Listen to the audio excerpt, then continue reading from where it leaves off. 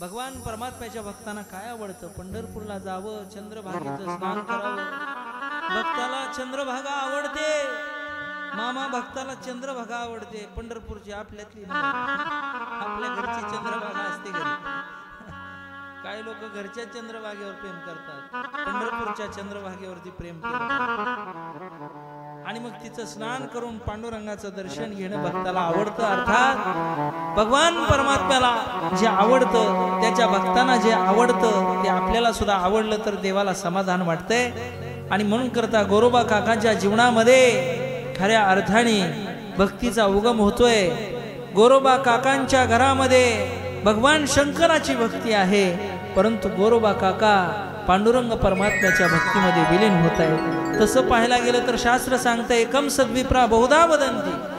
देवाची रूप अनेक असतील पण हरिहरा भेद नाही, करू नये वाद. एक एकाचे हृदयी गोडी साखरेच्या ठाई. काव म्हटले, एखादा व्यक्ती जर दुकानामध्ये गेला आणि त्यानं सांगितलं की मला 1 किलोभर साखरेची गोडी पाहिजे, 1 किलोभर साखरेची गोडी पाहिजे. दुकानदार कोड्यामध्ये पडला. अहो, साखर आणि साखरेची गोडी काय वेगळी असते का? तुम्हाला जर साखरेची गोडी पाहिजे असेल तर साखरच घ्यावी लागेल. नाही नाही नाही म्हटला. गिरायक लय कसणूक होता आपल्या वरुडीचं, जमायचं नाही म्हटलं. मला म्हटला साखरेची गोडीच पाहिजे, साखर नको आहे. त्या दुकानदाराने सांगितलं, हे बघा, तुम्हाला जर गोडी घ्यायची असेल, गोडवा पाहिजे असेल तर साखरच घ्यावी लागेल. गोडी ही साखरेपेक्षा वेगळी नसते का? तुमच्याकडे वेगळी असते? अहो, कुठेही खाल्ली तरी साखर कशी असते? गोड. साखर कशी असते? गोड. तुमच्याकडे खाऊ द्या नाहीतर आमच्याकडे खाऊ द्या, दिवसा खाऊ द्या नाहीतर संध्याकाळी अंधारात खाऊ द्या, कशी लागते? गोडच लागते. बरं, आमच्याकडे साखर कारखाने आहेत, कारखान्यावर खाऊ द्या नाहीतर घरी बसून खाऊ द्या, कशी लागते? गोडच लागते. बोलता येत नाही का तुम्हाला? आमच्याकडे बारकी बारकाली पोरं बोलते. साखर ही गोड आहे, कशी खाऊ द्या, पण साखर आणि साखरेची गोडी हा अविभाज्य घटक आहे. गोडी ही साखरेला सोडून जशी राहू शकत नाही, तसं भगवान शंकर आणि विष्णू परमात्मा हे दोघं एकच आहेत, वेगळे नाहीत. अनेक पद्धतीचा भेद शास्त्रांनी सांगितलेला आहे. जीव जीवाचा भेद, जीव जडाचा भेद, जीव ईश्वराचा भेद, जड जडाचा भेद, जड ईश्वराचा भेद, असे अनेक प्रकारच्या भेदाचं वर्णन वेदांत शास्त्राने केलेले आहे. सजातीय भेद, विजातीय भेद, स्वगत भेद, या भेदाचं वर्णन करताना त्याच्यातून एकच मंथन करून निघतं की तुझं माझं नाही भेद, केला सहज विनोद. कसल्याही पद्धतीचा भेद भक्तामध्ये आणि देवामध्ये नसतो. मी तू पण जाऊ दे दुरी, एकची घोंगडी पांघरू हरी, अशी अवस्था देवाची आणि भक्ताची असते. म्हणून भेद पाहायचा नसतो. भक्त हा देवाशी अभेद असतो. भक्ताचा जीवाचा शिवाशी ज्यावेळा अभेद होतो ना, त्यावेळा खऱ्या अर्थाने अहम ब्रह्मास्मी, अयम आत्मा ब्रह्म, प्रज्ञानम ब्रह्म, सर्वम खलविदम ब्रह्म, अशी प्रचिती त्याला येत असते.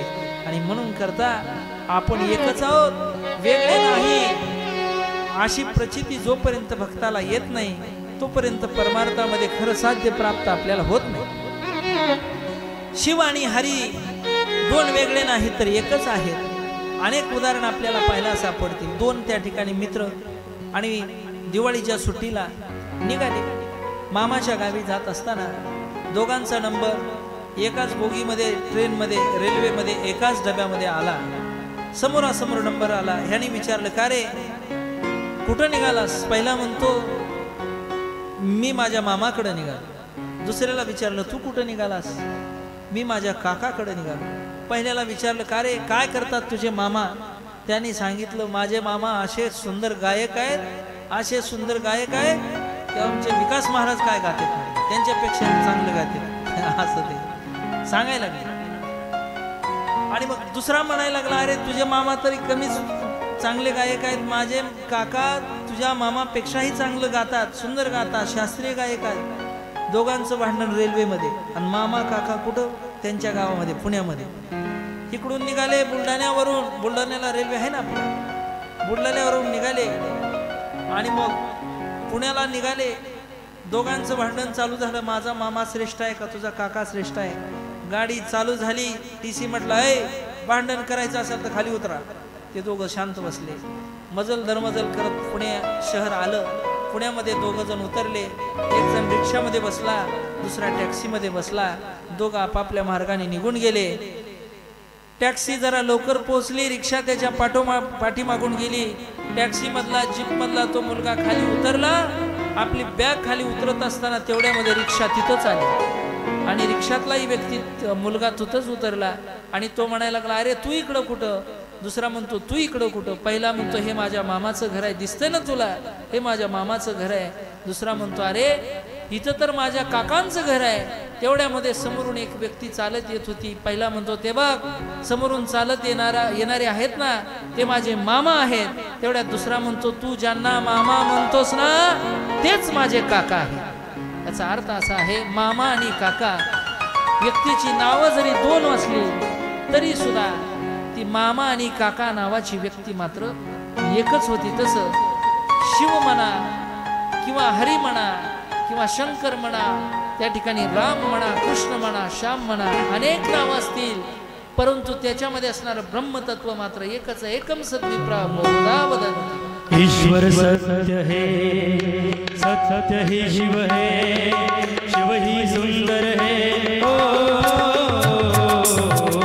सत्यम शिवम सुंदरम, सत्यम शिवम सुंदरम, सत्यम शिवम सुंदरम. ओ सत्यम शिवम सुंदरम.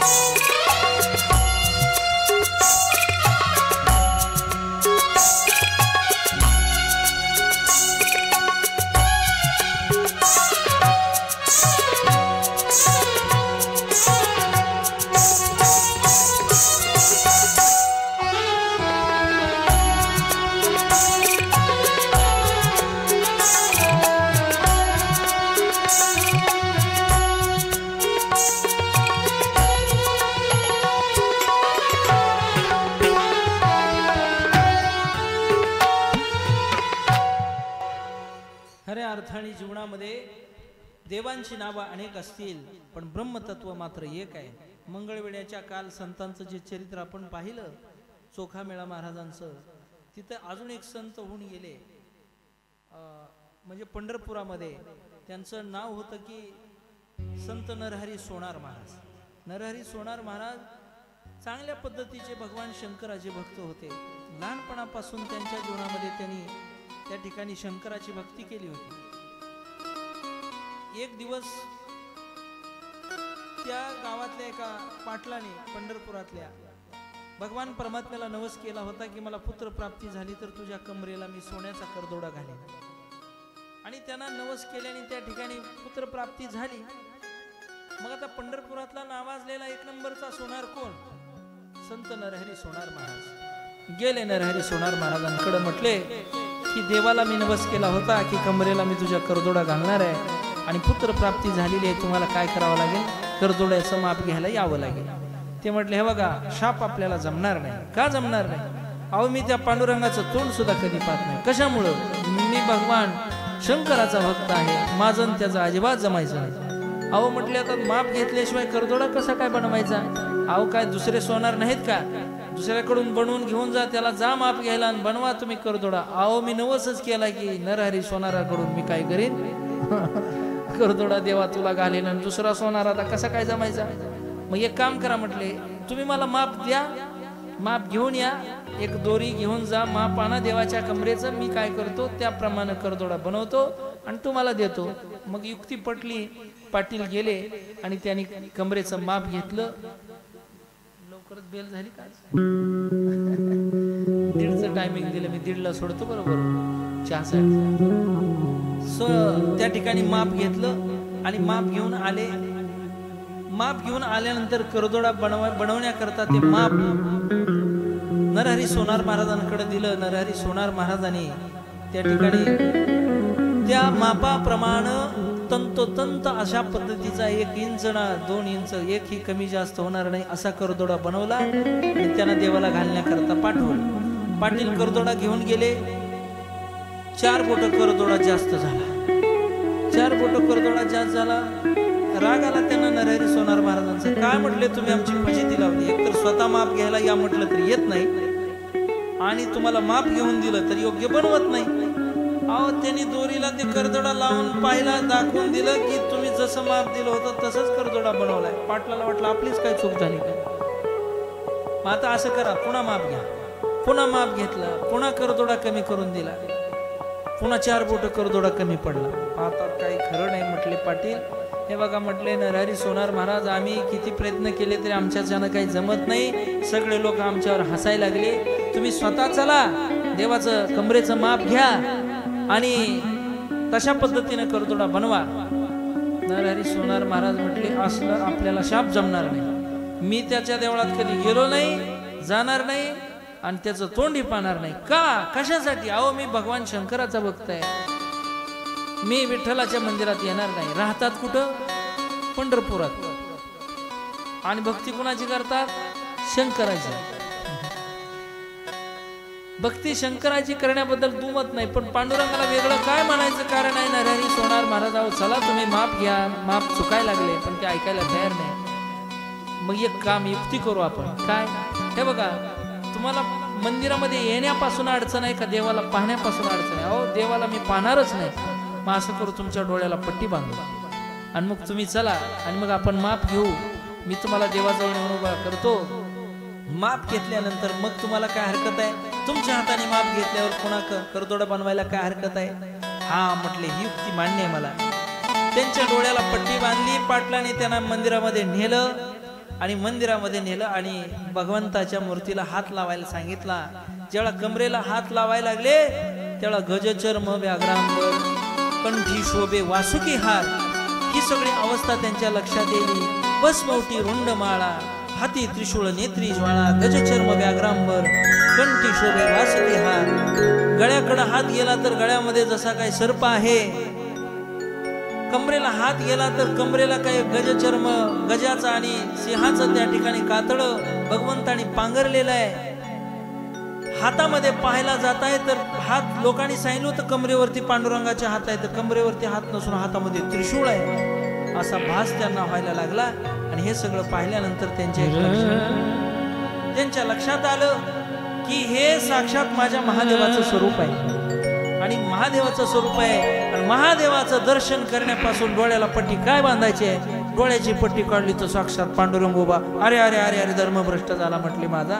आणि पुन्हा अजून डोळ्याला पट्टी बांधली, पुन्हा माप घ्यायला लागले तर पुन्हा अजून गज चर्म व्याघ्रांबर कंठी शोभे वासुकी हार भस्मवटी रुंडमाळा हाती त्रिशूळ नेत्री ज्वाळा. अरे असं का होतंय, असं कशामुळे होतंय. पुन्हा डोळ्याची पट्टी काढली, लोक म्हणते ती पट्टी काढते बांधते काढते बांधते, नेमका काय घोटाळा. त्यावेळेला नरहरी सोनार महाराजांच्या लक्षात आलं की भगवान पांडुरंगाच्या डोक्यावरची असणारी ती महादेवाची पिंड त्यांनी पाहिली आणि एक लक्षात आलं, हरिहरा भेद नाही करुणे वाद, एक एकाचे हृदय गोडी साखरेच्या ठाई पंढरीनाथ महाराज भगवान की जय. अर्थात देवाची रूप अनेक असतील पण भगवान परमात्म्याचं ब्रह्मतत्व मात्र एक आहे. भक्ताच्या वेगवेगळ्या कारणाने तो इथं अवतारला येतो.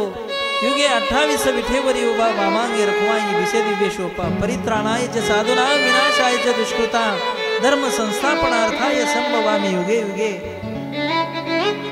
प्रत्येक युगामध्ये भगवान परमात्मा वेगवेगळी रूप घेऊन येतोय. म्हणून करता त्याला काय वेगळं मानायचं का, अजिबात नाही. भगवान परमात्मा हे तत्व एकच आहे.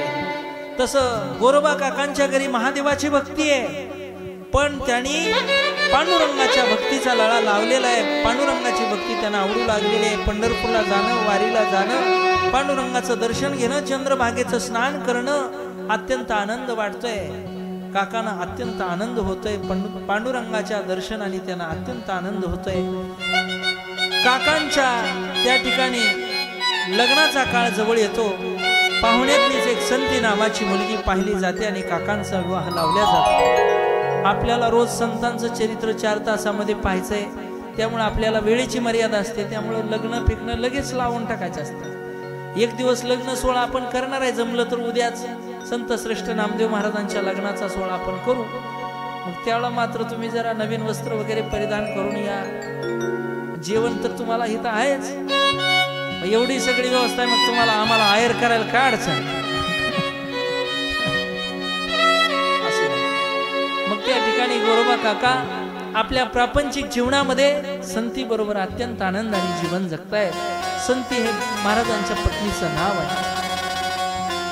पांडुरंगाच्या कृपेने त्यांना पुत्राची प्राप्ती होते आणि घर असं आनंदाने डोलू लागतं. घरामध्ये ज्यावेळेला नवीन बालक जन्माला येत असतं का नाही, ज्या घरामध्ये लहान मूल असतं ते घर गोकुळासारखं असतं. महाराज म्हाताऱ्या महिला म्हणत असतील की नाही, बुड्ढी म्हणते की नाही, कसं माझं घर म्हणे गोकुळासारखं नांदायला येईल. तुमच्या विदर्भातलं काय आम्हाला जास्त जमत नाही पण ते काय सांगू तुले तसं गोकुळ झाले माझ्या घराचं असं सांगत असतील महिला.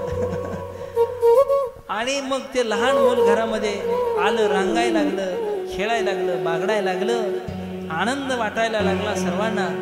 गोरोबा काकाने आपल्या आईवडिलांना सांगितलं, वृद्ध माता पित्याला सांगितलं, तुम्ही आता या प्रपंचातून मोकळे व्हा, तुमच्या संसाराची सगळी जबाबदारी मी घेतलेली आहे. गोरोबा काका रोज मडके घडवायचे, रोज त्या ठिकाणी बाजारामध्ये विकायचे आणि त्याच्यातून आपला उदरनिर्वाह करायचा. गाडगे म्हणतात, मडके म्हणतात का घट म्हणतात, सगळंच म्हणतात. गाडगे मडके काय असते तुमच्याकडे, आपण दहीहंडी फोडतो त्याला काय म्हणतात तुमच्याकडे, गाडगं मडकं म्हणतात. गाडगे बाबा होऊन गेले विदर्भामध्ये, तुम्हाला माहिती आहे. आणि मग ते गाडगे मडके बनवायचे, मोठमोठे डेरे बनवायचे. त्यावेळेला काय फ्रीज नव्हता, त्यामुळं ते ताक दही दूध सगळं त्या मडक्यामध्ये ठेवल्या जायचं. थंडगार पाणी त्या डेऱ्यामध्ये ठेवल्या जायचं. आणि खऱ्या अर्थाने पूर्वीचा काळच खूप सुखाचा होता महाराज. हे जेवढे सगळे भोग आता निर्माण झालेत हे रोगाला कारण आहेत. भोगे रोगा जोडून या दिले आणि का अरुची ते हो का आता सगळापासून.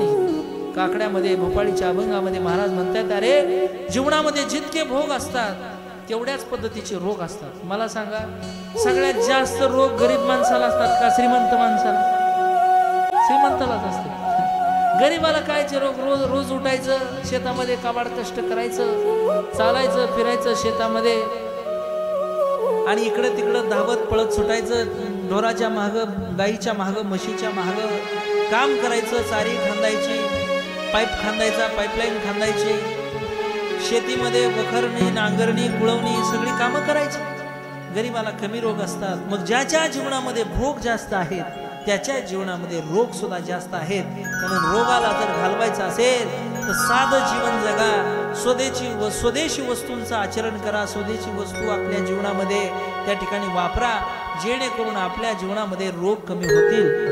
कारण का आपल्याला रोगमुक्त भारत करायचा आहे आणि रोगमुक्त भारत करण्याकरता आपल्याला देशी गाय जपणं गरजेची आहे. तिच्यापासून उत्पन्न होणारं त्या ठिकाणी वासरू जपलं पाहिजे, तिच्यापासून उत्पन्न होणारं त्या ठिकाणी दूध आपण खाल्लं पाहिजे, ताक घेतलं पाहिजे. देशी गायीचं महत्व अत्यंत महत्वाचं आहे. निष्काम गायीची सेवा तेने माझी प्राप्ती उद्धवा.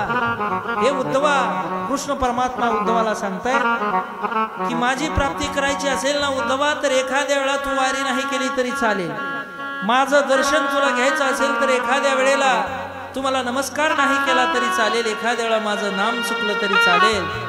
पण तुझ्या गोठ्यामध्ये असणारी गावरान गाय आहे का नाही, त्या गायीला चारा देण्याचं तू कधी विसरू नको, त्या गायीची पूजा करण्याचं तू कधी विसरू नको. निष्काम गायीची सेवा तेणे माझी प्राप्ती उद्धवा. अशी असणारी गाय, तिचं आपण जतन केलं पाहिजे, तिचं आपण संगोपन केलं पाहिजे. ऐका, आम्ही लहानपणी एक बडबड गीत म्हणायचो, त्याचा अर्थ त्यावेळेला कळत नव्हता, पण तुम्हाला मी सांगतो, तुमच्याकडे होतं का नाही मला माहित नाही, की एका शेतकऱ्याची गाय दूध देत नाही. शेतकरी म्हणतात ना इकडं का कास्तकार शेतकरी. आणि मग त्या शेतकऱ्याची गाय दूध देत नाही. मग त्या मालकाला एक जण विचारतो, ते मालक त्या गाईला विचारतो, गाई दूध का देना. त्यावेळेला ती गाय म्हणते, मालक चरायलाच नाही ना म्हणून मी दूध देईना. त्या मालकाला विचारलं जातं, अरे मालका तू चरायला का नेत नाही गायला, का नेईना चरायला. त्यावेळेला तो मालक म्हणतो, मालकीन भाकरीच देईना, मालकीन जेवायलाच देईना. म्हणजे मालकीन तेव्हापासूनच उपाशी मारती मालकाला, आहे का नाही, आज नाही. आणि मग मालकीन बाईला विचारलं जातं, मालकीन बाई तुम्ही मालकाला भाकरी का देईना. त्यावेळेला मालकीन बाई म्हणते, काय करावं, घरातलं पीठ संपले, मालक दळूनच आणत नाही. दळण म्हणतात ना, दळण आणत नाही, ज्वारी दळून आणत नाही, आणि म्हणून मी त्याला भाकरी देत नाही. मालकाला विचारलं जातं, मालक तुम्ही दळण का आणत नाही हो. त्यावेळेला मालक म्हणतो, काय करावं, शेती पिकायला तयार नाही, मग मी ज्वारी बाजरी कुठून आणू. त्यावेळेला शेताला विचारलं जातं, शेता तू का पिकत नाही, का पिकेना. शेत म्हणतं, काय करावं, वेळेवरती पाऊस पडेना, पाऊस पडायला वेळेवरती तयार नाही, म्हणून मी पिकायला तयार नाही. त्यावेळेला पावसाला म्हणजे आभाळाला, त्या ढगाला विचारलं जाते, अरे पावसा का रे वेळेवरती पडेना. त्यावेळेला त्या पावसाने त्या ढगाने उत्तर दिलं, आपल्या सगळ्या असणाऱ्या मृत्यू लोकातली लोक, या पृथ्वी तलावरची लोक प्रामाणिकपणे वागायला तयार नाहीत, खोटं बोलतायत, शुद्ध आचरण राहिलं नाही, आणि एक बोलतायत आणि एक करतायत, सकाळी एक बोलतायत आणि दुपारी दुसरंच करतायत. त्याच्यामुळं मी काय वेळेवरती पडायला तयार नाही. निसर्गाचं चक्र बदलतं, याला कारण सुद्धा आपला मनुष्यच आहे. वृक्षतोड कुणी केली, माणसाने केली. झाडं कुणी तोडली, झाडं तोडायची माहिती आहे, लावायची माहिती आहे का. तुम्हाला सांगतो, तुमच्या विदर्भामध्ये सगळ्यात झाडांची संख्या कमी आहे, झाडांची संख्या सगळ्यात जास्त. अहो पुण्यासारख्या शहरात येऊन पहा तुम्ही, प्रत्येक इमारतीच्या समोर झाडं दिसतील तुम्हाला. शहरामध्ये सुद्धा झाडं आहेत आणि तुमच्या खेड्यामध्ये सुद्धा झाडांची संख्या कमी आहे. म्हणून करता झाडं लावली पाहिजेत, झाडांचं संगोपन केलं पाहिजे. वृक्षवल्ली आम्हा सोयरे वनचरे, पक्षी ही सुस्वरे आळविती, वृक्षवल्ली आम्हा सोयरे वनचरे. हा निसर्ग आपला मित्र आहे, आणि म्हणून करता जीवनामध्ये निसर्गाचं गायीचं संगोपन करा. जिस देश में कटती है गैया, उस देश में कैसे खुश रहेगा कन्हैया.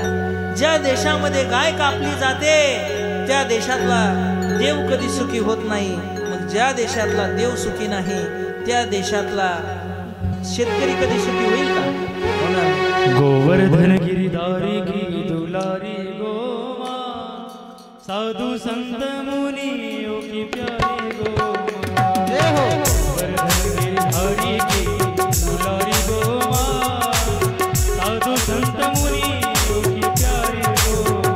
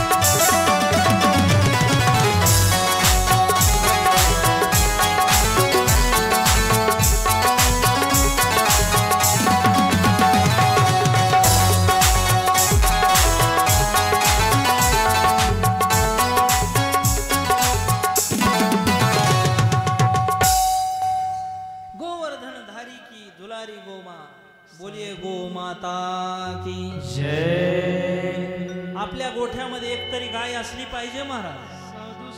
आणि गाय कसली असली पाहिजे तर आपली देशी गाय असली पाहिजे. नाहीतर आता जास्त दूध देणाऱ्या गायी आहेत तुमच्याकडे मला माहिती आहे. दुधाच्या अपेक्षेनं त्या गायी तुम्ही पाळलेल्या आहेत. पण आपल्या देशी गायीचा लोप नाही झाला पाहिजे म्हणून करता त्या ठिकाणी गायीचं संगोपन सुद्धा अत्यंत महत्वाचं आहे. संत गोरोबा काकांच्या जीवनामध्ये घराचं त्या ठिकाणी वृंदावन, घराचं गोकुळ होतंय.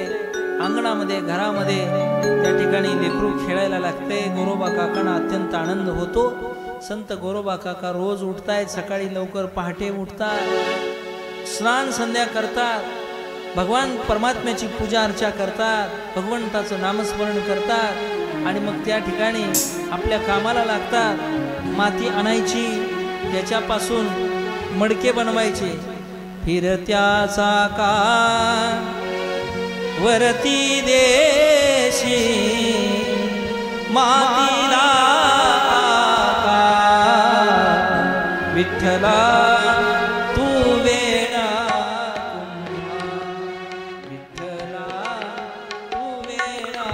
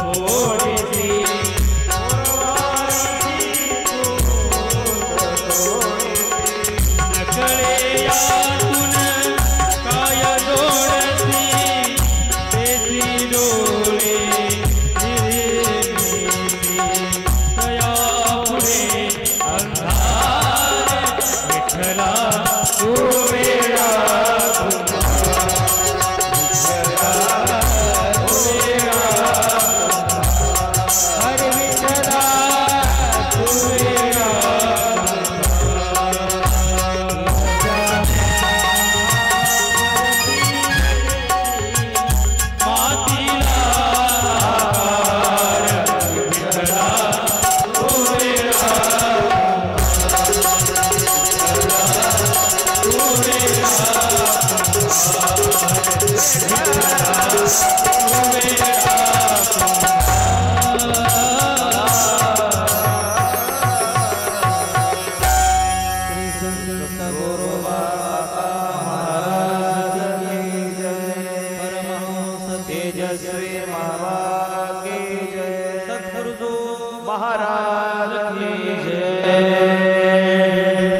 आपल्याला संत श्रेष्ठ गोरोबा काकांचं चरित्र चिंतन पाहिजे. 15 ते 20 मिनिटं तुम्ही घ्यायचेत. फक्त चहा झालेला आहे, चहा घ्यायचा आणि परत यायचं. आम्ही सुद्धा वेळेवरती उपस्थित राहतो.